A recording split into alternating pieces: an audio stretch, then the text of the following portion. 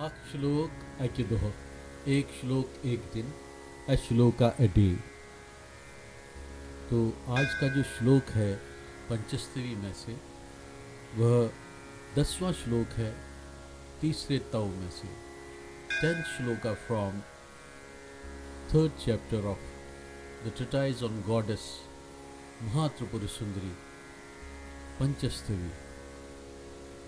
लाक्षारस पित पंकज तंतु तन्वीम अंतः स्मृति अनुदिनम भवतीम भवानी, यह तम स्मृति प्रतिमम अप्रतिम स्वरूपः नेत्र उत्पलै मृगदृशः वृषमर्चयन्ति।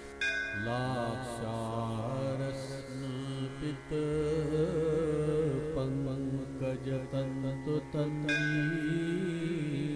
अंतः स्मृत्यनुदिनं भवती भवानी,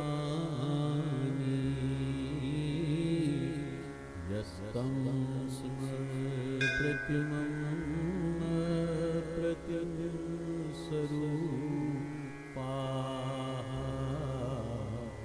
नेत्रोत्पलैर्मृगदृशो वृषमर्चयन्ति।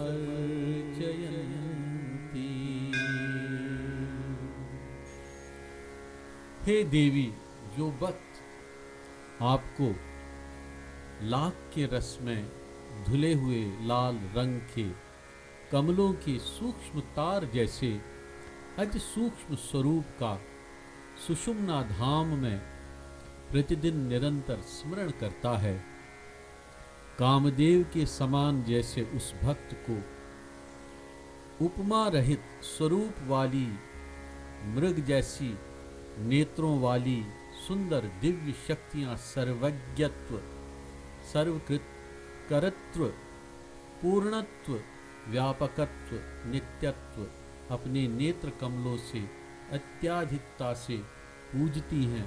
अर्थात जो भक्त देवी के इन अन्यान्य स्वरूपों का ध्यान करते हैं, उनका गायन करते हैं, चिंतन मनन करते हैं, तो देवी की यह शक्तियाँ हर स्वरूप में शक्ति वैभिन्न है।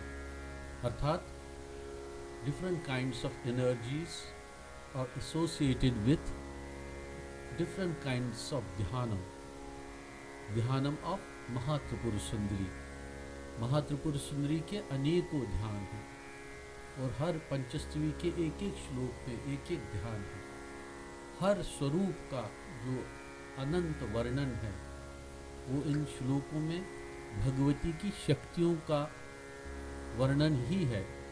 और उन शक्तियों के माध्यम से जब उन शक्तियों का ध्यान किया जाता है तो ऐसा माना जाता है, ऐसी मान्यता है कि वो शक्तियाँ उस भक्त को ही